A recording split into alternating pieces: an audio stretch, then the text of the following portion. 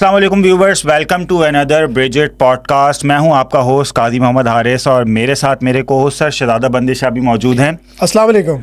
कैसे हैं आप लोग? सब खैरियत से हैं? मुझे उम्मीद है कि सब लोग खैरियत से होंगे।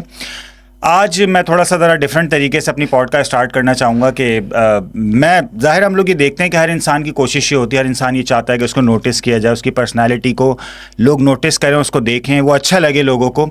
और जहाँ तक इस अच्छा लगने में और नोटिस किए जाने में उसकी पर्सनालिटी का, उसके गुफ्तार का, उसके किरदार का, उसके कद काट का बड़ा रोल होता है, उसके लिबास का भी बहुत बड़ा रोल होता है। और उस लिबास की जहाँ बात आती है तो साथ में एक वर्ड आता है फैशन डिज़ाइनिंग, कि लिबास की तराश खराश, लिबास का डिज़ाइन कैसा हो, फैशन कैसा हो।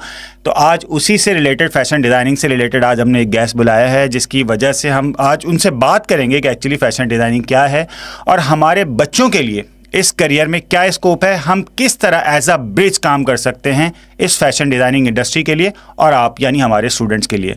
मैं वेलकम करना चाहूँगा मिस जोनिया को। कैसी हैं? अस्सलाम वालेकुम। वालेकुम अस्सलाम। कैसी हैं आप? तबीयत ठीक है? अल्हम्दुलिल्लाह। आप लोग सब कैसे हैं? अल्हम्दुलिल्लाह। Thank you for inviting me. Thank you so much.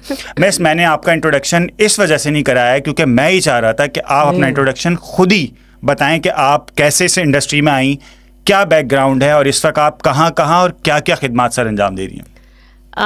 Okay, तो इंट्रोडक्शन थोड़ा सा लंबा है but I would love to.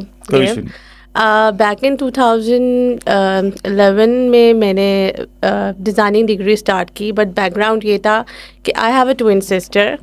तो जो मेरी ट्विन सिस्टर थी उसको बहुत ज़्यादा डॉक्टर बनने का शौक़ था और उस टाइम पे फ़ैशन डिज़ाइनिंग और आर्ट्स को इंडस्ट्री में और ओवरऑल इतनी कोई ख़ास स्कोप नहीं थी, तो काफ़ी बुरा माना जाता था। और क्योंकि मेरी ट्विन सिस्टर डॉक्टर बन रही थी तो मेरे घर वालों का बड़ा प्रेशर था कि मैं डॉक्टर बनूँ, बट क्योंकि मुझे बिल्कुल भी इंटरेस्ट नहीं था, मैं हमेशा से बस आर्ट्स में ही रहती थी। तो फिर मेरे फादर ने मुझे कहा कि मैं इंजीनियर बन जाऊं। मैंने कहा नहीं, मैं इंजीनियर भी नहीं बनूंगी। फिर बस किसी तरीके से मैंने कहा नहीं, मैंने आर्ट्स में ही जाना है। ये बड़ी एक फैसिनेटिंग स्टोरी है क्योंकि हमारे यहाँ हमारे इस ब्राउन कल्चर के अंदर मेडिकल साइंसेस दो ही ऑप्शन है, या डॉक्टर बन जाओ या इंजीनियर बन जाओ। तो पहला तो आपने पहली फाइट तो आपने ये वाली की, स्टीरियोटाइप को आपने। फिर दूसरी फाइट ये थी कि मैं जब इसमें टेक्सटाइल में आई तो मेरे पूरे ख़ानदान में, फैमिली में कोई भी नहीं था।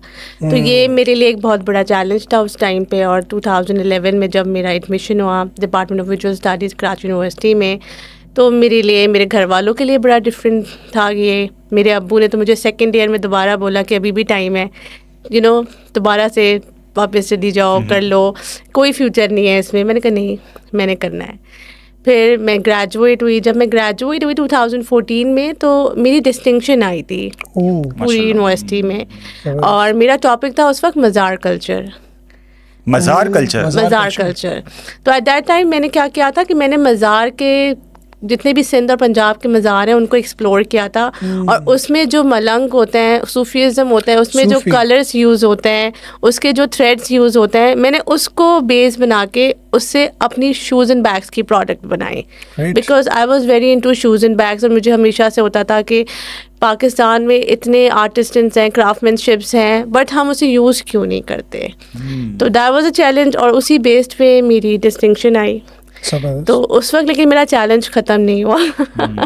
फिर ये हुआ कि जब मेरा डिस्टिंक्शन आई तो मुझे काफ़ी जॉब अपॉर्चुनिटीज़ मार्केट में हुई, बट मैंने थोड़ा सा टाइम लिया कि नहीं, लेट मी थिंक कि मुझे करना क्या है आगे। ठीक है, मैंने बैचलर्स कर लिया अपना डिज़ाइन में, but I want to do something different.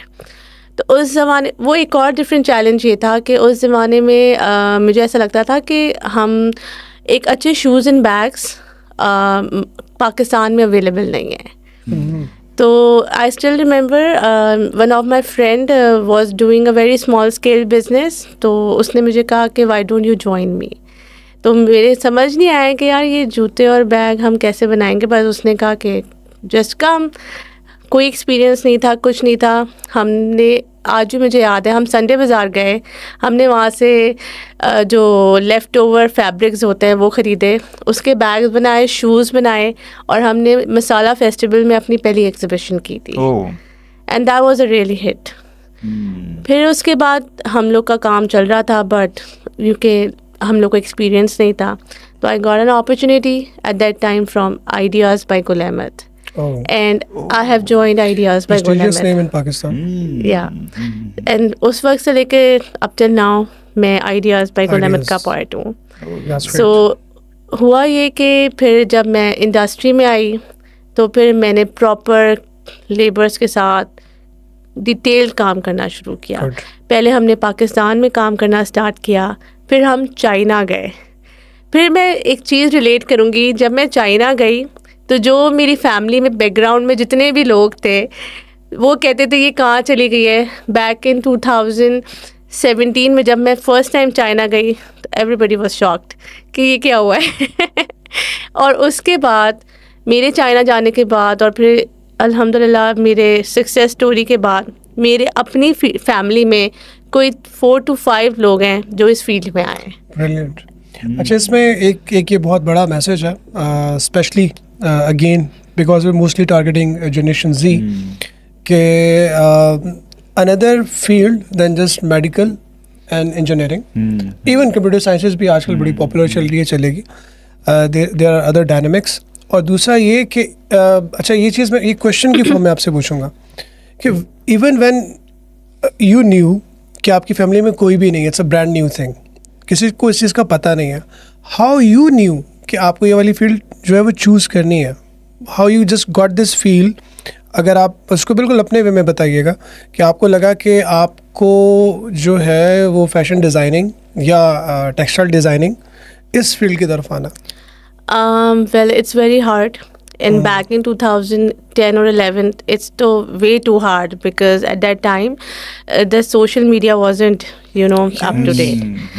तो उस वक्त ये होता था कि when I was, small, तो I was very into doll clothing. तो आई स्टिल रिमेंबर कि मेरे नेबर्स में, मेरे फ्रेंड्स में जिनको भी अपने डॉल्स के क्लोथ्स बनाने होते थे वो मुझसे बनवाते थे. एंड मैं उस टाइम पे भी टेलर्स के पास जाती थी और मैं उनके लेफ़्ट ओवर फैब्रिक्स उनसे लेती थी और मैं उससे अपना छोटा सा डॉल क्लोथिंग का बिजनेस करती थी. When I was just I guess 14 or 15 year old और मे बी 12 year old. तो ये मेरे अंदर हमेशा से था. फिर इसको मैंने इस तरीके से मज़ीद पहचाना, वो ये था कि मुझे लाहौर बहुत फैसिनेट करता था because of the history and culture and because of the NCA. Even though you're pure Karachiite. अच्छा, ये बहुत सारे कराचीआइट के लिए एक थोड़ा सा अगेन टैबू है कि यार कराची लाहौर की बड़ी जंग चल रही होती है, बड़े मीम्स बने हुए हैं. लेकिन वो कल्चरल फैशन की वजह से तो मुझे याद है कि मैं बैक इन 2000. अच्छा, सॉरी मैं यहाँ पे कट कर रहा हूँ, आपको उसको यहीं से कंटिन्यू कीजिएगा. जो yesterday we had that designer, he was more into that Karachi is actually that's the city of fashion designing, but we are having another opinion from another fashion designer कि यार refer to Lahore cultural heritage मेरे ख्याल में Lahore is because of the वो जो मज़ार और Sufism है, बादशाही mask, and it's close to India. It's close to India. Yeah, it's because पहला जो उस ज़माने में बचपन से मुझे याद है, हमारे जहनों में ये होता था कि पहले लाहौर में फ़ैशन आता है फिर वो कराची आता है. तो मुझे बड़ा हमेशा से होता था. मुझे अभी भी याद है मैंने पार्क ट्रिप प्लान किया और मैं अपने भाई और अम्मी के साथ इनको ज़बरदस्ती लाहौर लेके गई कि नहीं मैंने एक्सप्लोर करना है. तो उस वक्त मुझे था कि मैंने NCA जाना है. मैंने पूरी प्रिपरेशन की NCA की, बट मेरे अब्बू, मेरी फैमिली का एक तो यही बहुत बड़ा चैलेंज था कि मैं आर्ट्स की फील्ड में आ रही हूँ. तो मेरे बाबा ने कहा कि अगर तुम्हें आर्ट्स की फील्ड में आना है तो ठीक है, तुम्हें जो भी करना है कराची में ही करना है, तुमने लाहौर नहीं जाना. बिल्कुल फादर्स का कंसर्न है. पर स्टिल मैंने अपने पेरेंट्स की उसको भी करा क्योंकि मुझे ऐसा लगता है आपको अपने डिसीजन से बहुत ज़्यादा रिजिड नहीं होना चाहिए. आपको सबको साथ लेके चलना चाहिए. It's very important. ये हमारे बच्चों को ये चीज़ भी एड्रेस हो रही है कि you can still follow your dreams but you also should be able to respect. अगर आप एक रिस्पेक्ट को रखते हुए, और बहुत कुछ समटाइम बच्चे होते हैं, और ये चीज़ मैं थोड़ा सा एडअप करूँगा कि वो रिबेलियस हो जाता है. वो कहते हैं कि यार नहीं, क्योंकि हमें करने नहीं दिया जा रहा, हम करना चाहते थे तो हम कुछ भी नहीं करेंगे, बहुत ही कुछ उल्टा करेंगे ना. तो this is one another very good point कि she just found a way in between. Very good. या because I believe your family is very important. So there is a multiple ways to make them understand what is important for you. It's very if you can important. convince them, Yeah. And definitely. you can convince them in a very good way. It's not very difficult.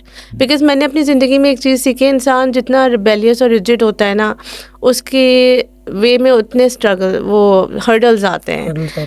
तो मैंने बड़ी कामली और बड़े relax वे में अपनी family को कहा कि नहीं, let me do this and slowly मैं बिल्ड करती रही. और अब माशाल्लाह like it's just not even my family, मेरे अपने सराउंडिंग्स में इतने लोग हैं जो इस फील्ड में हैं. गुड.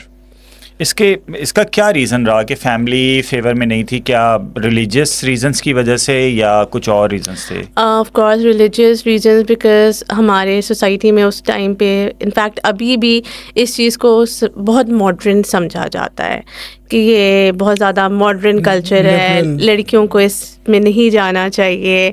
और ऑफ कोर्स मतलब अगर मैं बात करूँ यूनिवर्सिटीज़ में आप जब जाते हैं तो people smoking, wearing different kinds of clothes, तो ये हमारी ब्राउन पेरेंट्स को समझना मुश्किल होता है. इसका यस्टरडे हमारे जो because luckily we are very lucky enough sir कि फैशन डिज़ाइनिंग के हमने 2 डिफरेंट एलिमेंट्स तो ही सेड कि भाई देखो अगर किसी को बुरा बनना है ना तो उन्होंने बड़ा हंसकर कहा था कि क्या मेडिकल वाली फील्ड में, me being an engineer, done my engineering from hostel from Punjab, तो मैं बिल्कुल इस चीज़ को वाउच कर सकता हूँ कि वहाँ पर अगर आपको बुरा बनना है तो कोई कहीं भी बन सकता है, आप कहीं पर भी बन सकते हो.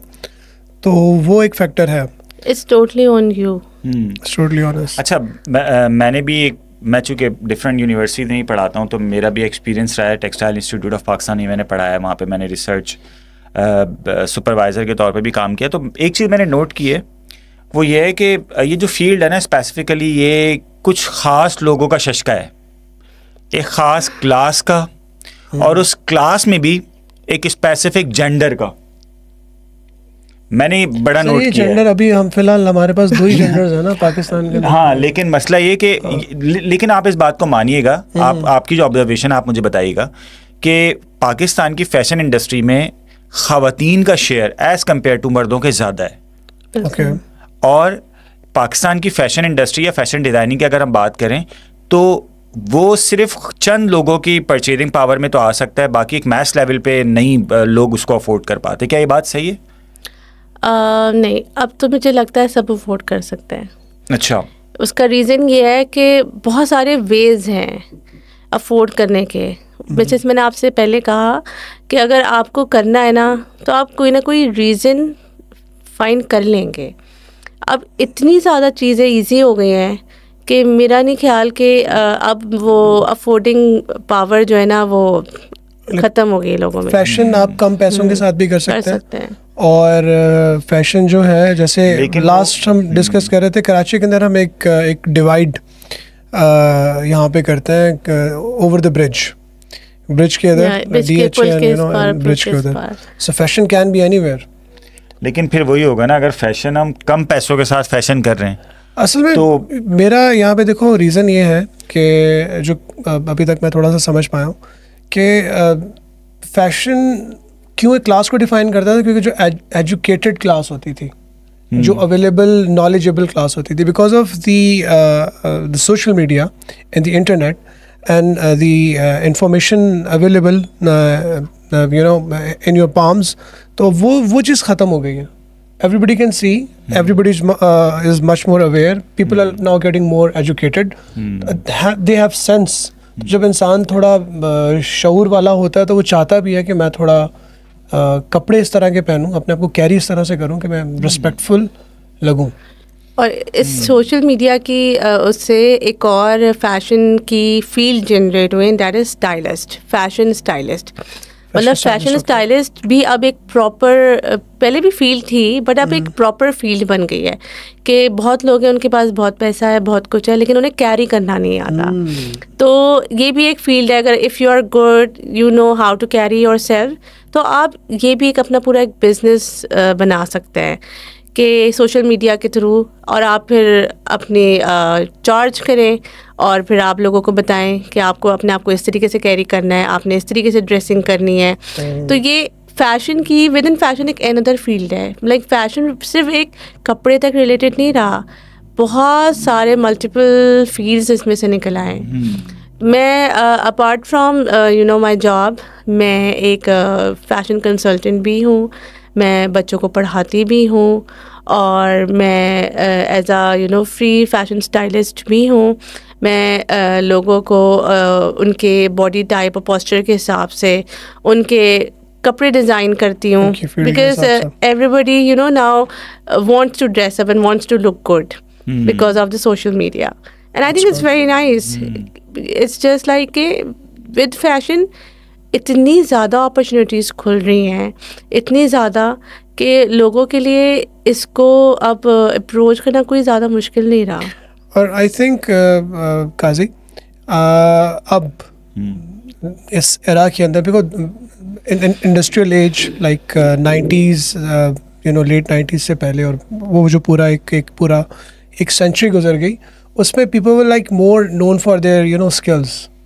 अब ये चीज़ बहुत मैटर करती है कि इट डजंट मैटर कि your like from which field, including skill, आपकी कम्युनिकेशन, और कम्युनिकेशन के बाद आपकी प्रेजेंटेशन में चीज़ बड़ी मैटर करती है कि when you just walk into the door, when you sit up front, so आप कैसे नजर आ रहे हैं, क्या पहना हुआ है, इट्स वेरी इंपॉर्टेंट। मैं एक और चीज़ ऐड करूँगी, after Covid what I have seen कि बहुत ज़्यादा ई कॉमर्स का स्कोप है, तो उस टाइम पे मैंने एक कोर्स फाइंड आउट किया IBA में, and that is diploma in strategic marketing. मैंने वो 6 months का डिप्लोमा किया। Like as a fashion designer और एज अ टेक्सटाइल डिज़ाइनर, मैं सिर्फ प्रोडक्ट बनाना ना जानती हूँ, मुझे ये भी पता होना बड़ा ज़रूरी है कि प्रोडक्ट को बेचना कैसे है, बिकॉज इट्स लाइक जो दिखता है वो बिकता है। तो that was also very plus thing कि अगर आपके पास स्किल्स हैं तो ज़रूरी नहीं है कि अगर आपके पास टाइम नहीं है, आपके पास मास्टर्स का टाइम नहीं है, तो आप इस तरीके के शॉर्ट कोर्सेज करके भी अपने स्किल्स को इन्हांस कर सकते हैं। फैशन डिज़ाइनिंग के कुछ शॉर्ट कोर्सेज भी होते हैं, बिल्कुल होते हैं। लाइक अभी AIFT करवा रहा है डिप्लोमा इन फैशन डिज़ाइनिंग, फिर PIFT है, फिर वर्कशॉप्स बहुत ज़्यादा हो रही होती हैं। तो लाइक देयर इज़ वो live the sky is limit, कि आप जब उसके अंदर आते हैं तो वो खुलता ही चला जाता है। मुझे बहुत ज़्यादा फैसिनेट करता था न्यूयॉर्क में 5th एवेन्यू, तो स्टिल रिमेंबर मैंने अपने जॉब से और अपनी सब चीज़ों से पैसे जमा करके अपना पहला जो इंटरनेशनल वेकेशन ट्रिप किया था, दैट इज़ न्यूयॉर्क सिटी, और मैं वहाँ गई थी, और मैंने फिर वहाँ पे एक अलग तरीके का फ़ैशन एक्सप्लोर किया। फिर मैं पाकिस्तान आई, फिर मैंने उन चीज़ों को सारा इम्प्लीमेंट किया, वो सारा चीज़ें इधर आके एक चीज़ जो मैं और गेट कर रहा हूँ, जो आई थिंक इसमें एक लेसन है कि if you actually love your profession, you should explore beyond boundaries, and it's very important, it's very helpful. और आप, मुझे लगता है कि जब आप जैसे आजकल के बच्चे हैं, मैं इटसेल्फ काफ़ी बच्चों को पढ़ा रही होती हूँ, या मेरे पास जॉब पे बच्चे आ रहे होते हैं, तो मैं एक चीज़ बच्चों को गाइड करूँगी कि अब जो दौर है उसमें ये होता है कि पीपल थिंक कि लाइक हर चीज़ बहुत क्विक हो रही है, जैसे ट्रांजिशन वीडियो होती है ना क्विक, बच्चे कहते हैं कि प्रोफेशन भी, ग्रोथ भी ऐसे ही हो जाए, बट नहीं, you have to be patient. Patient आपके अंदर बड़ा ज़रूरी है। वो लगता तो young person, this perspective is really important. हम बच्चों को समझा के थक गए। It's very important. Easy money के तो गाने भी बन गए, वो young money and easy money, and तो मल्टीपल एग्जाम्पल्स हैं ना असल में इसके हमारे पास, और सोशल मीडिया पर इतनी सारी एग्जाम्पल्स हैं, तो बच्चे उनको फैंटेसाइज करते हैं कि यार ये बंदा आज से 1 साल पहले क्या था और क्या हो गया, 6 महीने पहले क्या था। वो बच्चों को समझाना और ख़ास तौर पे इन एग्जाम्पल्स को समझाना कि ये एग्जाम्पल्स ऐसी नहीं है कि आप इनको अडॉप्ट करें और इनको अपने ऊपर अप्लाई करें, एक बड़ा मुश्किल काम है वाकई हमारे लिए भी एज अ टीचर। बच्चों के लिए बड़ा चैलेंजिंग है, क्योंकि मैं अब बड़ा सुनती हूँ कि हमने इतना क्यों पढ़ा, हम भी ऐसी वीडियोज़ बना के लगा देंगे, but what I see, experience matters a lot. जब तक आप उस चीज़ों से गुजरेंगे नहीं, उस चीज़ों को डिटेल में पढ़ेंगे नहीं, आप उस जहाँ आप पहुँचना चाहते हैं वहाँ पहुँच नहीं पाएंगे। तो you have to give time. Time आपको देना पड़ेगा. Everybody has a journey. There is nothing like जो कि यूं हो गया या कोई shortcut. Everything like there is like trough and crest, ups and down. वो पूरा एक journey है. अच्छा, दो चीज़ें काजी. एक चीज़ तो ये कि अगर आप हमें थोड़ा ये बता सकें कि which institutes, if you can name them within Pakistan so far, even if you wanted to name some international institutes you can, कि which can, जहाँ अगर किसी को फैशन डिज़ाइनिंग करनी है तो they can go, and what prior subjects they can have, they should have, like in their in O-levels, A-levels या matriculation intermediate. उसको थोड़ा सा अगर आप हमें बता सकें कि क्या करना चाहिए और कौन कौन सी यूनिवर्सिटीज़ या इंस्टीट्यूशंस हैं जहाँ पे वो कुछ जो वैलिड आपको लगती हैं कि they should go to learn fashion designing और टेक्सटाइल डिज़ाइनिंग. अच्छा, मैं देखती हूँ कि आजकल बच्चों को ये होता है कि वो ए लेवल्स के बाद बाहर जाए. That is good to go abroad, but Pakistan में भी फ़ैशन डिज़ाइनिंग की ऐसी यूनिवर्सिटीज़ हैं जिनमें बहुत अच्छी एजुकेशन दी जा रही है. पाकिस्तान में फ़ैशन डिज़ाइनिंग का अगर सबसे आप टॉप नॉच देखें, that is PIFT in Lahore. It's one of the best institute. Then AIFT, TIP, and of course my university, department of visual studies, Karachi university. तो ये ऐसे NCA, like there are multiple of NCA Lahore. तो ये इतने सारे हमारे पास universities हैं जहाँ बच्चे जा सकते हैं. वहाँ तक जाने के लिए उनको सबसे पहले तो अपने बैकग्राउंड में जनरल नॉलेज, IQ को बड़ा स्ट्रांगली इन्हांस करना चाहिए, क्योंकि हमारा जो मेजरली काम है ना वो ऑब्जर्वेशन का है. अच्छा, मुझे एक चीज़ मैं बाद में भूलना चाहूँ, वो NCA का जिक्र हो रहा है, तो how I came to know about NCA. There was a drama series, उसमें Ali Zafar was the guy, और NCA के अंदर पूरा ड्रामा. और तारिक अबड़ू उसमें एक बड़ा ज़बरदस्त college jeans, yes, college jeans is one of the famous. और अली ज़फ़र ने खुद भी NCA से पढ़ा हुआ है. Oh, okay. These are the institutes which actually very nice. मैं कहती हूँ कि अगर अपॉर्चुनिटी है तो. अच्छा, सेकंड जो एक डिफ़िकल्ट क्वेश्चन है वो ये कि वो हमने कल भी पूछा, हमें कल कुछ उसका जवाब मिला, कुछ नहीं मिल सका. Actually it was a guys perspective. तो सर मौज़म अब्बासी के साथ हम फैशन डिज़ाइनिंग के ऊपर बात कर रहे थे. तो क्वेश्चन इज़ दैट कि if a girl is opting this field and once she get into it, the people she met, the seniors, juniors, the environment in which she works, वो मतलब उसके बारे में कहा जाता है कि जैसे अभी आपने एक वर्ड यूज़ किया था मॉडर्न या लिबरल. तो क्या ऐसा है, क्या डिफ़िकल्टीज़ गर्ल्स की, क्या डिफ़िकल्टीज़ हैं, पेरेंट्स की जो कंसर्न्स हैं, क्या वो सही कंसर्न्स हैं? अगर हैं तो उनको किस तरह से एड्रेस किया जा सकता है? आई थिंक ये मेजरली कंसर्न्स हैं और ये होते हैं क्योंकि जब when I was into this field, जब मैं आई थी. So these concerns are related to this field. Yeah. Okay. क्योंकि वहाँ पे लोगों का बहुत ज़्यादा कंसर्न होता है कि ये बहुत ब्रॉड माइंडेड होंगी, बहुत ओपन माइंडेड होंगी. और ये like I still remember few days back I met somebody and it's like वो स्मोक कर रहे थे, तो उन्होंने कहा कि यू वांट टू ज्वाइन. तो मैंने कहा कि नहीं, मैं स्मोक नहीं करती. लाइक दे वर शॉक्ड कि हाउ कम तुम इस फील्ड में और तुम स्मोक नहीं करती. They look down upon you. हाँ, तो आई एम लाइक कि ये तो कोई वो नहीं है ना, ज़रूरी थोड़ी है कि जो भी इस फील्ड में हो वो स्मोकिंग करे. Like it's personal, but it's just like कि मुझे इस तरीके के बहुत ज़्यादा चैलेंजेस फेस करने पड़ रहे होते हैं बाय द टाइम. बट मैं एक ही चीज़ गाइड करूँगी, if you no what you want to do and if that thing is not right, because we have certain values. हमें पता होना चाहिए कि हमारी बैकग्राउंड की वैल्यूज़, फैमिली वैल्यूज़ क्या है. या और अगर ये मैनेजेबल है तो देखें, वही वाली बात जैसे आप कह रहे थे कि अगर आप मेडिकल में भी हैं तो लोग कुछ बोलेंगे, लोग टीचिंग में हैं वो कुछ बोलेंगे, लोग मॉडलिंग में कुछ बोलेंगे, वो इंजीनियर में. अक्सर मेरी फ्रेंड है, best friend, she was engineer and everybody was like तुम एक लड़कियों की इंजीनियर कैसे बन सकती हो. तो क्वेश्चन तो देखें अब हर जगह ही रेज हो रहे होते हैं. ठीक है, fashion designing it's a bit difficult, but you know कि इसको किस तरीके से हैंडल करना है. अब अच्छा, एक चीज़ और भी जो इट्स लाइक अ क्वेश्चन और इट्स लाइक एक, क्योंकि जो हमारे थोड़े यार लाइक फ्रेंड्स इस तरफ गए तो उन्होंने एक पर्सपेक्टिव बना लिया कि भाई देखो, अगर तुम इनके नॉर्म्स को अडॉप्ट नहीं करोगे ना तो तुम आगे तरक्की हासिल नहीं कर सकते, तुम आगे जा नहीं सकते. So either it's like a guy or a girl, वो कहते हैं कि नहीं, equally they are like treated equally.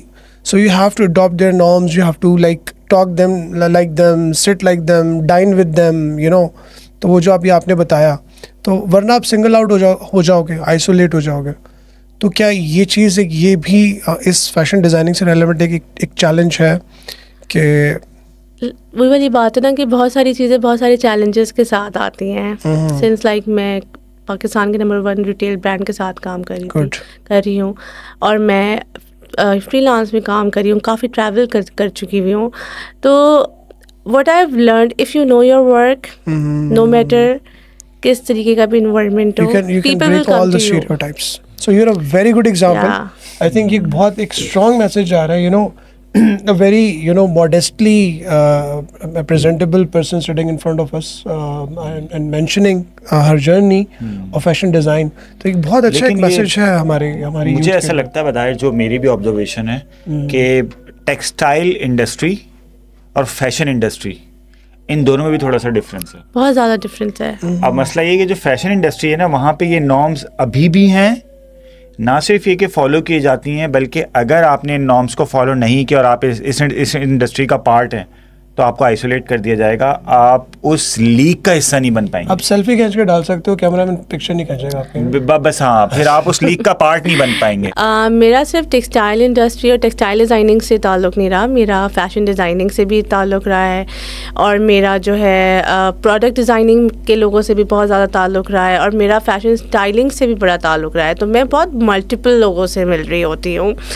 तो मैंने एक चीज़ लर्न की है, आई स्टिल रिमेंबर, मेरे अपनी ही एक वर्क उसमें मेरा ट्रांसफ़र हुआ कहीं और जगह पे. तो वहाँ पे मैंने सुना कि वहाँ पे लोग बहुत मॉडर्न हैं और वो पुल के इस पार के लोग हैं, तो वो आप उसमें जेलन नहीं हो पाएंगे. I was very scared eight that time and I was like, अपने अब्बा को मैंने आके कहा कि भाई मैं तो छोड़ रही हूँ, ये मुझे लोगों ने सब कुछ बोल दिया है. मेरे अब्बा ने कहा कि नहीं, तुमने अभी सिर्फ सुना है, तुमने खुद से एक्सपीरियंस नहीं किया, तो तुम जैसी हो तुम वैसे ही जाओ, बस अपने काम पे फोकस करो, क्योंकि इंसान अपने काम से पहचाना जाता है. मैं गई, मुझे कोई 4 महीने लगे उस क्राउड में जलन होने के लिए. ना तो मैं उस तरह की हुई, लेकिन वही लोग मेरे बड़े अच्छे दोस्त बन गए और हम जहाँ भी जाते थे उनको पता था कि मेरी क्या बाउंड्रीज़ हैं और मुझे पता था मेरी क्या बाउंड्रीज़ हैं. हम सब साथ हैंग आउट करते थे, सब कुछ करते थे और फिर उसी जगह से मेरी अल्हम्दुलिल्लाह इतनी अच्छी ग्रोथ हुई लाइफ में कि I am super thankful to my father कि उन्होंने मुझे उस वक्त मोटिवेट किया कि जो जिस तरीके की चीज़ें फैला रहे हैं, कभी उनकी बातों में आप नहीं आए. So the message goes to a lot of fathers who have their daughters कि भाई इस तरह से आप भी थोड़ा ट्रस्ट करना सीखे. सर ये भी तो देखें कि एक वक्त था कि वो मना कर रहे थे इस इंडस्ट्री में जाने के लिए, पढ़ाई के लिए.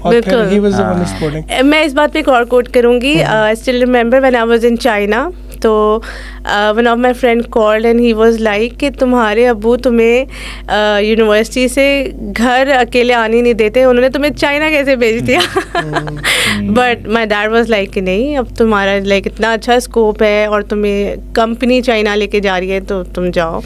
फिर मेरे अब्बू ने मुझे इतना मोटिवेट किया कि मैं यूनाइटेड स्टेट्स अकेले गई और अभी मैं रिसेंटली ऑस्ट्रेलिया से होकर आई हूँ. अच्छा, मुझे इसमें थोड़ी वो फील, क्योंकि वो थोड़ा फुटबॉल का मुझे शौक है, तो आई थिंक इवन क्रिकेट के अंदर वो Hashim Amla was the cricketer having that beard and you no not wearing the shirt with, जिसके ऊपर वो एक अल्कोहल कंपनी का कोई मोनोग्राम था, yet he used to play with the whole team and they were like very friendly with him, respect that. तो it's like even though if you carry your values, but if you do something which is good and if you focus on your work, people accept you and they respect you with that. This is really nice. Again, a great message. Focus is very important because अगर आप मेरी journey देखें, मुझे उस वक्त बहुत सारे लोग कह रहे थे आर्ट्स अच्छा नहीं है, आर्ट्स अच्छा नहीं है, लेकिन मेरा फोकस आर्ट्स ही था. मैंने आर्ट्स किया अपने ही यू नो उसमें ग्राउंड में रहते हुए, अपनी विद इन द बाउंड्रीज में रहते हुए।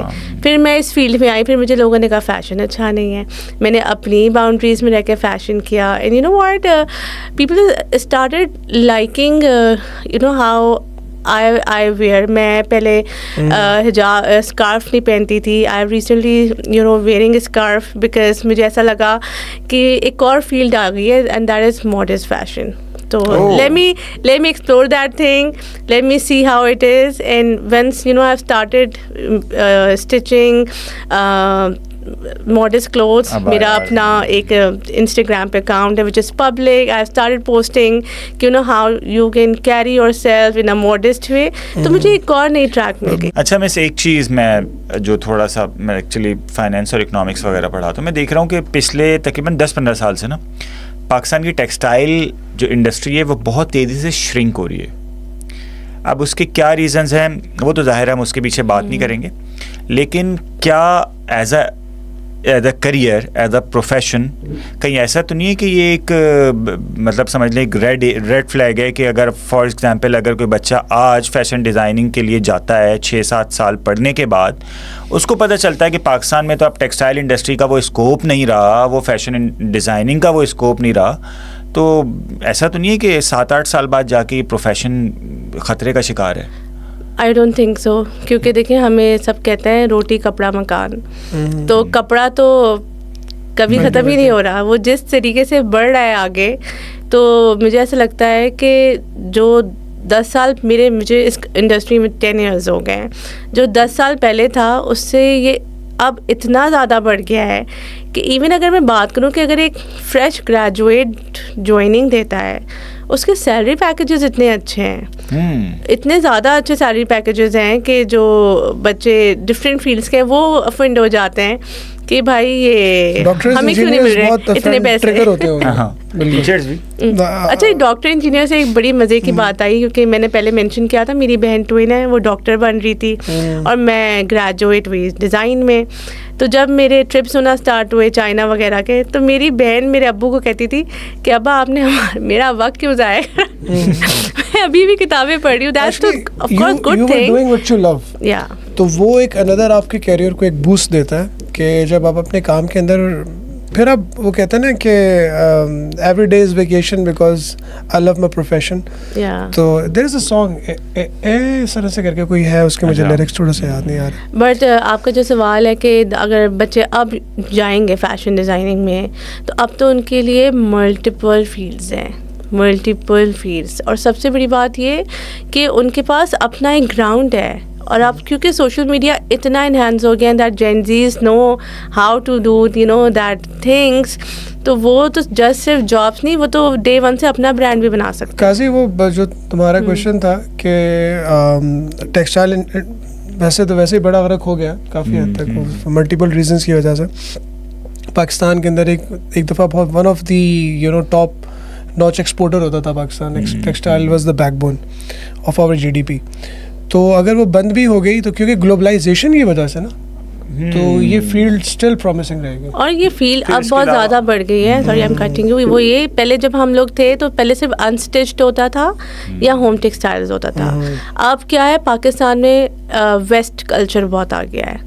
तो अब फैशन में ही 2 तरह की फील्ड्स हैं कि अगर आपको प्रेट में जाना है that is ready to wear ethnic side, फिर दूसरी फील्ड है अगर आपको वेस्ट पे जाना है that is completely modern western culture. आप वेस्ट कल्चर के डिज़ाइनर बन जाएं, आप वेस्ट चीज़ें बनाना स्टार्ट हो जाएं। तो विद इन अ फील्ड इतनी फील्ड्स हैं कि मैं कहती हूँ कि ऑप्शंस ही ऑप्शंस हैं। वेस्ट अच्छा उसके लिए सब, क्योंकि yesterday we had the podcast, तो उसमें उन्होंने एक बड़ी मज़े की बात की थी कि अगर आप चाइनीज़ खाना पाकिस्तान में खाते हैं, लेकिन अगर वही चाइनीज़ सेम डिश आप चाइना में खाएंगे तो कहेंगे यार ये तो चाइना में तो मज़ा नहीं आ रहा, क्योंकि वो लौंग तड़का मिर्च मसाला डाल के। सो इफ़ द वेस्ट का जो फैशन होगा जब वो पाकिस्तान में probably you can second that, अगर उसको आप लोग अडॉप्ट करवा रहे होगे, लेकिन यू डू ट्वीक इट ना according to the culture and norms, तो वो चेंज तो आप लोग करके यहाँ पे रिड्यूस करवाओगे। बिल्कुल, क्योंकि अब पाकिस्तान में क्योंकि मॉडेस्ट पे बड़ी बात होती है, तो लोगों को बड़ा इंटरेस्ट हो गया what's modern fashion is all about. तो उससे क्या हुआ कि अब लास्ट पोस्ट कोविड इतने ऑनलाइन ब्रांड्स जनरेट हुए जो सिर्फ मॉडर्न वेयर बनाने लगे। फिर उस पर प्रॉपर ब्रांड्स में जॉब अपॉर्चुनिटीज़ आना स्टार्ट हो गई कि we need a designer who have a background from जो मॉडस्ट वेयरिंग जानता हो, वेस्ट कल्चर को जानता हो। तो बच्चे सिर्फ एक अनस्टिच कंप्यूटर पे बैठ के लॉन का प्रिंट बनाने की लिमिट तक नहीं रहे, बच्चे तो बहुत कुछ आगे आ गए। अदर देन दैट मैं शूज़ एंड बैग्स की डिज़ाइनर हूँ अभी।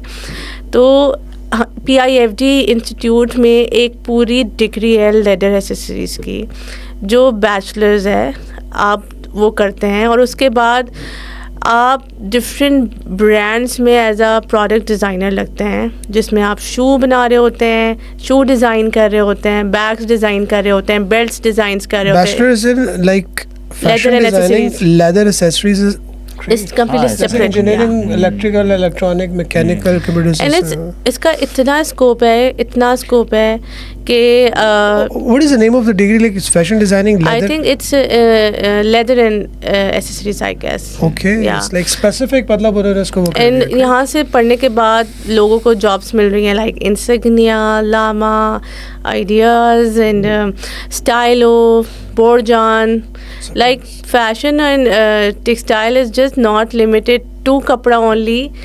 वो वाली बात है ना कि शू और बैग्स में भी इतनी इसमें वैराइटीज आ For गई us हैं। it's something new. Okay, we just only Yeah. used to think of like मैं भी एग्जांपल्स देता हूँ। मैंने एज अ रिसर्च सुपरवाइजर काम किया, तो एक हमने जो रिसर्च पेपर पब्लिश किया वो बड़ा अजीब सा, मैं खुद हैरान हुआ कि उसमें वो जो केले का छिलका होता है उससे फैब्रिक बनाया जाता है और वो कोई ख़ास फैब्रिक है और वो पाकिस्तान, वो बच्चों ने रिसर्च की कि इससे पाकिस्तान की GDP पर क्या इम्पैक्ट आ सकता है। यार वो मैं जर्मेनियंस ट्राइब के ऊपर थोड़ी, मुझे भी थोड़ा शौक है हिस्ट्री को, तो उसमें वो दे वर टॉकिंग अबाउट के लाइक अराउंड 1500-2000 BC तो people use to have clothes, उनके पास जो फैब्रिक होता था वो कॉटन नहीं होता था, डिफरेंट प्लांट्स के फाइबर्स के through they use to make pretty good clothes, good looking, बड़े भाई स्टाइलिश, लेकिन क्योंकि it's a bit hard on thing, वो इंडस्ट्रियलाइजेशन नहीं हो सकी उसकी, तो डिसकंटिन्यू हो गया। ऐसा ही है।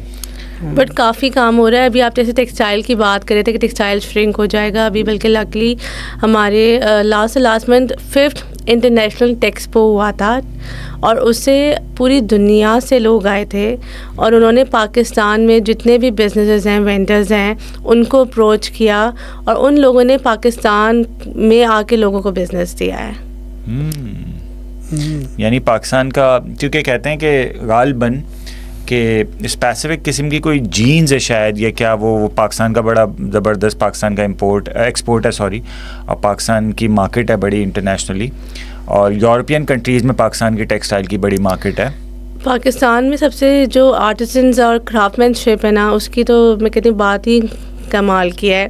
और कोविड एक तरह से हमारी इंडस्ट्री के लिए काफ़ी हेल्पफुल साबित हुआ। वो इसलिए पहले हम चाइना जाते थे हर चीज़ के लिए, लेकिन जब कोविड आया तो अनफॉर्चुनेटली चाइना के रास्ते बंद हो गए। उससे क्या हुआ कि हमने अपने विद इन मुल्क में काम करना स्टार्ट किया और फिर लोगों ने इतनी ज़्यादा इंडस्ट्रीज डेवलप की हैं कि अब हम टोटली पाकिस्तान में काम कर रहे हैं। ज़बरदस्त। या अच्छा मिस, चाइना कोविड ने बहुत सारे लोगों को परेशान किया, लेकिन अपॉर्चुनिटीज वही वाली बात है ना, अपॉर्चुनिटी जो ढूंढना चाहे वो कहीं भी ढूंढ लेता है। आप चाइना की बात करिए, चाइना की जो पिक्चर अभी तक हमारे सामने, वो तो बड़ी होमोजीनस सोसाइटी है, चेहरे भी एक जैसे, लिबास भी एक जैसे, हमें लगता है ना, नहीं ऐसा बिल्कुल नहीं है भाई। जो इतनी कलरफुल भी सोसाइटी नहीं है। अमेरिकन जो है वो इंडियंस, उनको सारे इंडियंस एक जैसे दिखते हैं, तो लाइक हाँ वो होगा। लेकिन वैसे अगर उसकी भी बात करें ना, जैसे अगर हम फैशन की बात करें तो चाइना दिमाग में नहीं आता कभी, क्यों? बाकी ऐसा होता है। लेकिन आप जब चाइना जाते हैं आपको वाकई पता लगता है व्हाट इज़ फैशन।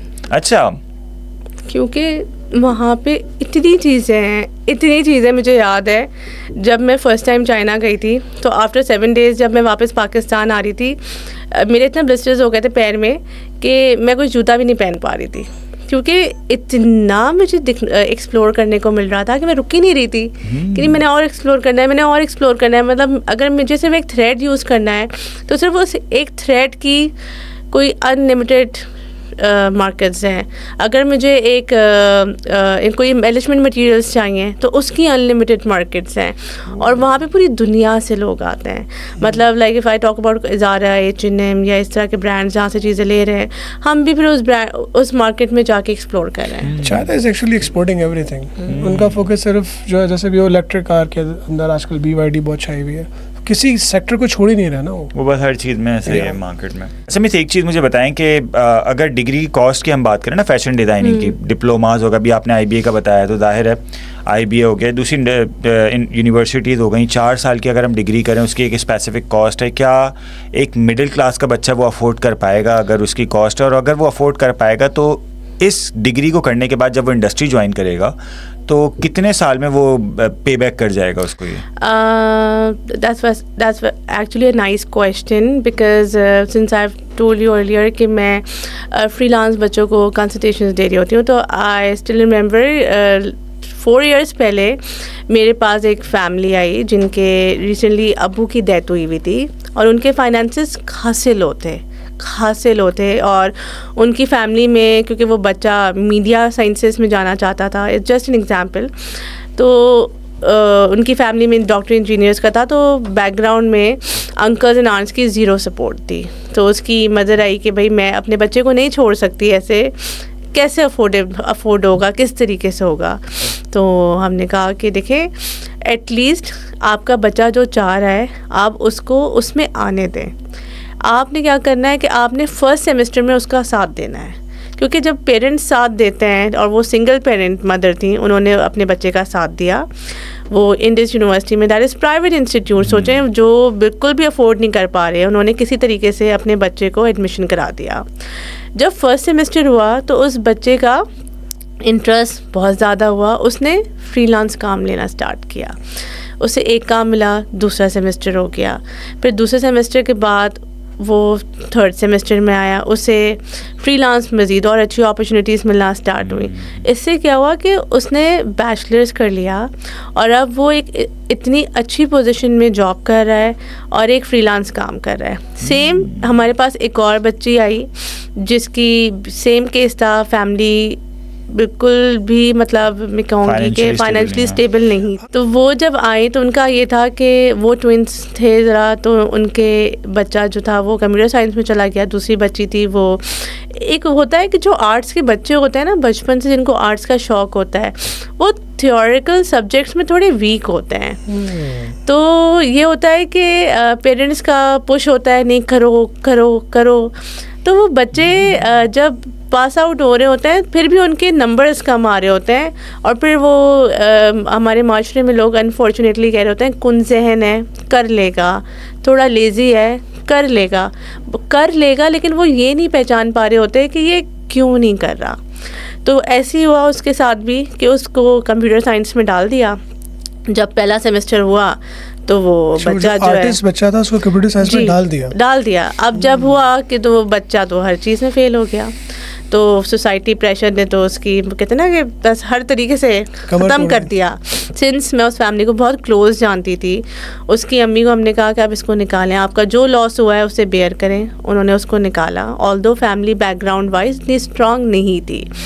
फिर हमने एक टेस्ट एंड ट्रायल किया कि एक मेमन फाउंडेशन है कराची में, अगर वो लड़कियों का है, अगर आपको कोई स्किल सीखनी है, that is one of the best institute I guess, Rangoonwala and Memon, जहाँ पे मुश्किल से 1500 में एडमिशन पे कोर्स हो जाता है. तो हमने उस बच्ची को, मुझे याद है 500 रुपीज़ का ट्रस्ट ही है, तो वहाँ एडमिशन कराया. जब उसको स्केचिंग की क्लास में करा तो वो बच्ची हर दूसरे दिन कोई नए स्केचेस बना के ला रही है, ज़बरदस्त स्केचेस बना के ला रही है. तो घर वालों को भी हुआ कि यार इस बच्ची को तो बड़ा इंटरेस्ट है. फिर 1 साल का गैप लिया बच्ची ने, और उस बच्ची ने नॉर्मल से स्कूल में आर्ट्स की टीचर बन के पढ़ाना शुरू कर दिया, और उसने पैसे जमा करना शुरू किए. फिर उसने इंडस यूनिवर्सिटी में एडमिशन लिया. Indus university is also private and good university, और पढ़ने लगी. अब वो माशाल्लाह से 3rd ईयर में आ गई है. तो वो जो एक्सपेंसेस की बात करें ना कि एक्सपेंसेस कैसे होंगे, बच्चे को इंटरेस्ट है ना, पेरेंट्स ने बस एक हाथ पकड़ के ना पहले सेमेस्टर तक सपोर्ट करनी है. सेकंड सेमेस्टर से आपको पता भी नहीं लगेगा चीज़ें कैसे हो जाएंगी। और जब आप बच्चा पास आउट होता है वो इतना स्ट्रॉन्ग होता है, क्योंकि हमारा जो एक्सपोजर है ना वो बहुत ज़्यादा है इस तरीके से कि हम डिफरेंट मार्केट्स में जा रहे होते हैं, डिफरेंट वेंडर से कोऑर्डिनेट कर रहे होते हैं, डिफरेंट लोगों से बात कर रहे होते हैं, चाहे वो टॉप नॉच फैशन डिज़ाइनर्स हो या वो बहुत ही हमारे ज़रा लेबर तबके के लोग हो। तो बच्चा बड़ा स्मार्ट हो जाता है जब वो ग्रेजुएशन तक पहुंचता है। अच्छा ज़रा, आपकी ये स्टोरी मुझे बहुत फैसिनेटिंग लगी और again it's a very strong message. अच्छा, there are some people who do fight back, जो अब उस बच्चे की स्टोरी बता रहे हैं कि उसको पुश कर दिया कंप्यूटर साइंस के अंदर कि भाई ठीक है तुम्हें यही करना है, लेकिन gradually she came out of it and then you people help, आप लोग उसको मिल गए और वो उसको एक डायरेक्शन मिल गई। लेकिन कितने ऐसे बच्चे होते होंगे कि जिन दे couldn't be that lucky enough, और वो सारी ज़िंदगी सोसाइटी को जो है वो ये प्रूव करवाने के लिए अपने घर वालों को कि देखो जो तुम लोग चाहते हो ना वो वही बन रहे हैं, उनकी एक्नॉलेजमेंट लेने के लिए। सो दैट्स अ थिंग कि पेरेंट्स को भी और हमारे अंडरस्टैंड करना चाहिए, क्योंकि अनफॉर्चुनेटली हमारी सोसाइटी में जो बच्चा पढ़ नहीं पा रहा होता, जिसके नंबर कम आ रहे होते हैं, उसे लोग जो है ना बड़ा डिग्रेड कर रहे होते हैं। I still remember I was not good when it comes to physics, chemistry, biology. मुझे आज भी याद है, मुझे 9th में मेरे अब्बा ने बायोलॉजी दिला दी कि चलो ये बन जाएगी डॉक्टर, लेकिन मुझसे वो पढ़ी ही नहीं जाती थी, मुझे याद ही नहीं होती थी। बट मैंने बायोलॉजी में मेरे नंबर अच्छे इसलिए आ गए क्योंकि मेरी ड्राइंग बहुत अच्छी थी, तो मेरे घर वालों को लगा नहीं नहीं ये डॉक्टर बन सकती है। फिर मैंने क्या किया कि जब मैं इंटर में आई तो मैंने कॉमर्स ले ली कि चलो यार मैं कॉमर्स ले लेती हूँ, बायोलॉजी से मेरी जान छूटेगी। जब मैंने कॉमर्स लिया तो मुझे याद है मेरा कॉमर्स में A ग्रेड से मैं पास आउट हुई इंटर में, और कॉमर्स में A ग्रेड आना उस टाइम पे ज़रा कहते थे कि मुश्किल होता है। अगर किसी का A ग्रेड भी आ गया दैट मीन कि वो बच्चा, मतलब पूरे पाकिस्तान में जो पोजीशन आई थी बच्चे की वो 78 पे आई थी और मेरी 73 थी। तो फिर मेरे घर वाले आए कि नहीं तुम चार्टर्ड अकाउंटेंट में चली जाओ और IBA चली जाओ, but I know what I want to do, still trying to you know prove great. लेकिन ये भी तो है ना कि आपको पता था कि आपको करना क्या है।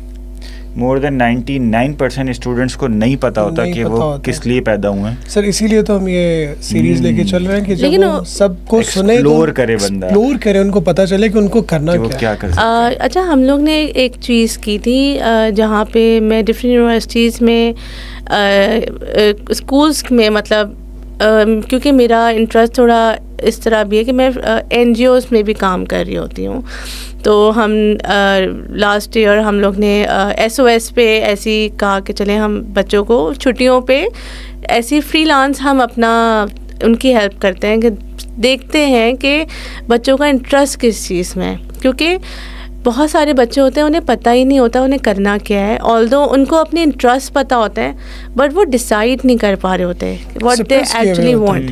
बचपन से बहुत सारी चीज़ें इन्होंने एक चीज़ अभी देखिए मेंशन की थी कि she when she was telling the story of that girl कि वो थ्योरी में अच्छी नहीं थी but she was good with the arts.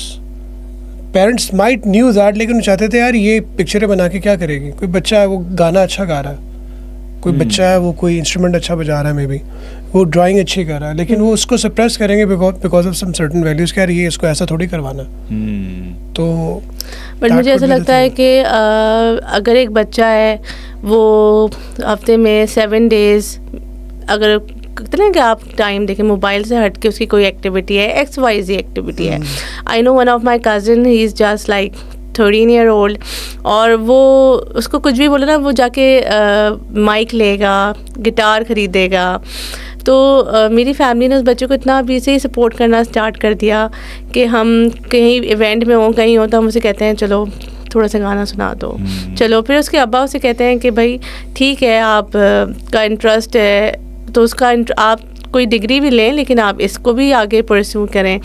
तो उस बच्चे का इंटरेस्ट थोड़ा मैथ्स और अकाउंट्स में था, तो उसको फिर जो है कहा कि आप ठीक है बिज़नेस में चले जाओ, लेकिन साथ साथ उनके पेरेंट्स ने क्या किया कि उन्हें साथ साथ ऐसे कोर्सेज में भी एडमिशन कराया जो म्यूज़िक रिलेटेड थे, और एक चैनल बना दिया कि चलो आप पढ़ो भी और अपने गाने भी गाते रहो, चैनल में भी डालते रहो। तो आई थिंक आपका प्रोफेशन कभी ख़त्म नहीं होता, बट मैंने आपसे पहले भी ये बात कही थी कि आपने अपने पेरेंट्स को और फैमिली को बड़े गुड वे में चीज़ें लेके चलनी है। ज़िंदगी में सब पॉसिबल है, बट वैल्यूज़ के साथ इट्स वेरी इम्पॉर्टेंट। और आई थिंक शायद आपने बात कही भी थी, इसको मैं दोबारा एक बार फिर रिपीट कर देता हूँ कि रिबेलियस होकर, लड़कर, झगड़कर मसले हल नहीं होते हैं, ख़ास तौर पे फैमिली के साथ। अगर आप कुछ करना चाहते हैं, कुछ सामने रखना चाहते हैं, relevant to the career, it's even relevant to your marriage. Sometime people want to feel like this is the right person to get married to. You should convince them positively with the positive energy.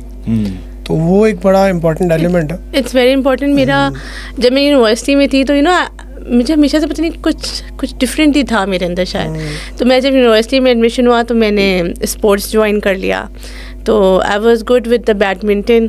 तो मुझे याद है 2011 में मुझे सिंध की team में choose कर लिया। उन्होंने कहा आपने इस्लामाबाद जाना है और पूरे पाकिस्तान की टीम्स इकट्ठा हो रही हैं, तो आपने सिंध की टीम के साथ खेलना है। वो मेरे घर वालों के लिए साथ एक अलग चैलेंज था।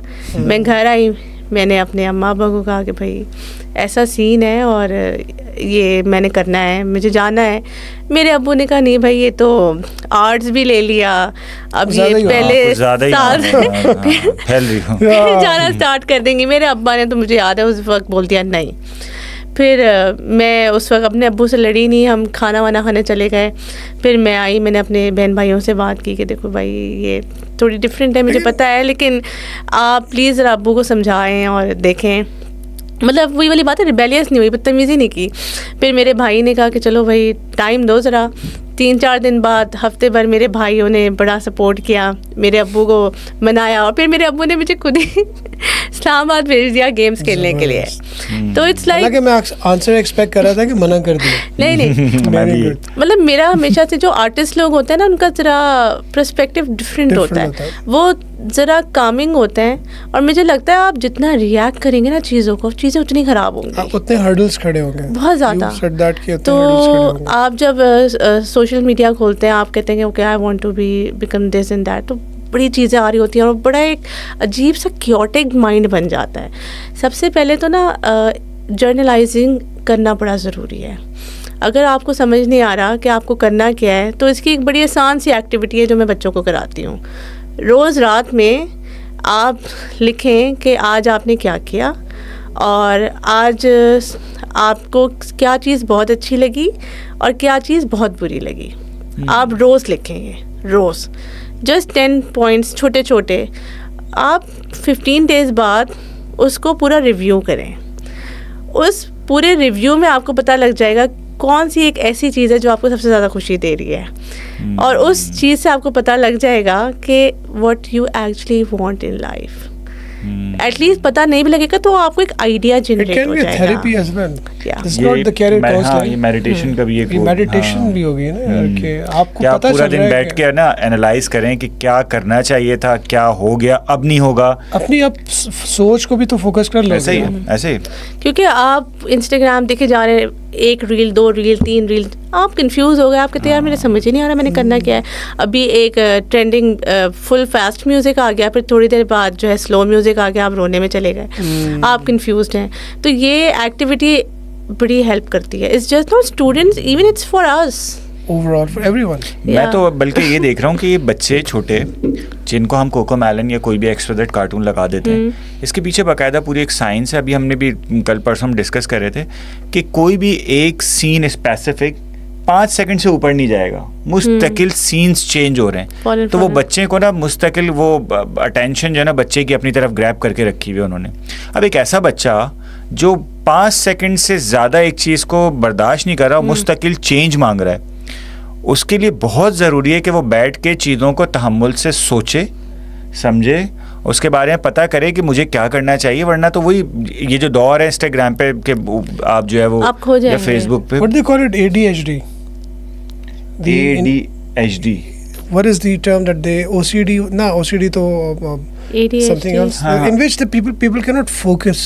Things like are like they have that hyperness going on, in which you know कि कोई भी चीज़, कोई भी एक एक्टिविटी उनको फौरन उनके अटेंशन को डाइवर्ट कर देती है. They want something every time. मतलब कुछ ना कुछ चाहिए, चाहे कपड़े चाहिए, कपड़े नहीं तो खाना चाहिए, खाना नहीं तो इंस्टाग्राम की पिक्चर चाहिए, तो इंस्टाग्राम में कैफ़े में जाना है. तो देखिए ये तो रेस बढ़ेगी वक्त के साथ साथ, और ये बहुत ज़्यादा बढ़ेगी. लेकिन मेरे ख्याल से आजकल के बच्चे जो हैं स्मार्ट, मतलब कुछ मैंने देखा कि ऐसे ब्रांड्स हैं उन्होंने बच्चों को एंटरप्रेन्योरशिप के अपॉर्चुनिटीज़ दी.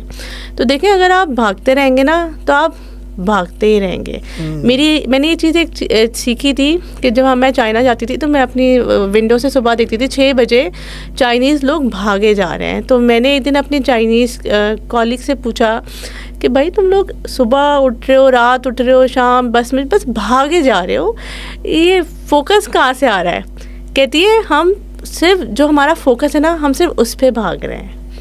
मुझे उसकी बात बड़ी क्लिक की थी. कहने लगी देखो सब भाग रहे हैं, अगर हम सबके साथ भागना शुरू हो जाएंगे तो हमें पता ही नहीं लगेगा व्हाट वी एक्चुअली वांट. तो फर्स्ट अपना फोकस फाइंड करो. जब फोकस आप फाइंड कर लेंगे फिर आप आसान हो जाएगा, पीछे भागते रहे उसके.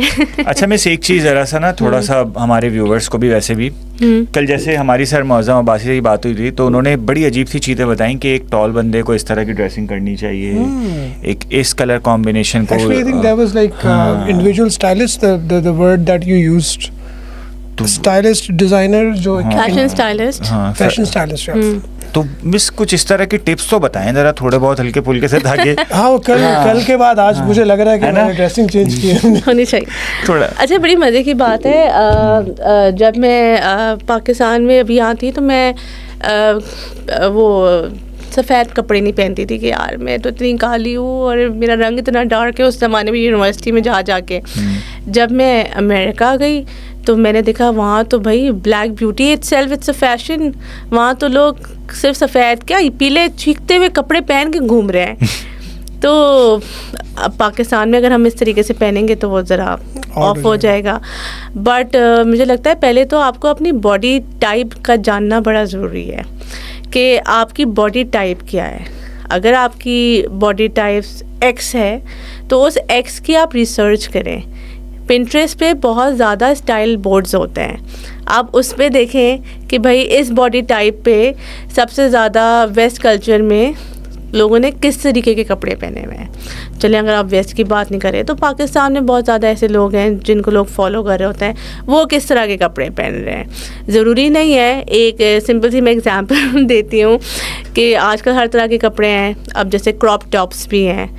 अब क्रॉप टॉप हर किसी के ऊपर तो सूट नहीं करेंगे ना, तो ज़रूरी नहीं है जो दुनिया पहन रही है आप भी वो पहन के खड़े हो जाएं. आप अपनी बॉडी के हिसाब से कपड़े पहने, क्या पता वही आपका एक ब्रांड स्टेटमेंट बन जाए और लोग आपके पास आके आपको ऑर्डर देना स्टार्ट हो जाए. मतलब मैंने एक चीज़ बड़ी की थी कि मैं अपने स्टाइल के कपड़े पहनती थी ना, तो जब मैं कहीं जाती थी तो लोग मुझसे पूछते थे कि भाई ये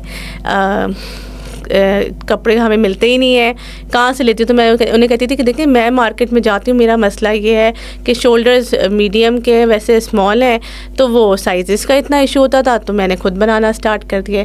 तो उन आंटी ने कहा चलें आप एक काम करें, आप मेरे कपड़े बना दें. जब उनके कपड़े बने तो फिर मुझे दूसरी आंटी का आया कि यार आपने बड़े अच्छे कपड़े बनाए थे, आप उनके बना दें. तो दुनिया जिसके पीछे भागे ना उसके पीछे नहीं, अपनी बॉडी टाइप जाने. पहले सफ़ेद कलर पहनना है, जितने भी काले हों पहने, अपने हिसाब से पहने. और सबसे like confident is the key. If you know how to carry, कुछ भी होगा आप पहन लेंगे. मतलब हमें याद है हमारे पास यूनिवर्सिटी में पैसे नहीं होते थे, हम लंडा बाज़ार जाते थे. और अभी बड़ी मज़े की बात है, हम लोग देख रहे थे कि डेनिम का बड़ा वो आया हुआ है फैशन वेस्ट में। तो यहाँ पे भी बड़ा था, तो मेरे दोस्त ने कहा यार यहाँ तो कोई 15-20 हज़ार के सेट्स मिल रहे हैं, क्या करें। हमने कहा चलो ज़ैनब चलते हैं। कैन यू बिलीव हम कॉट सेट्स लाए डेनिम के 2,000 रुपीज़ के।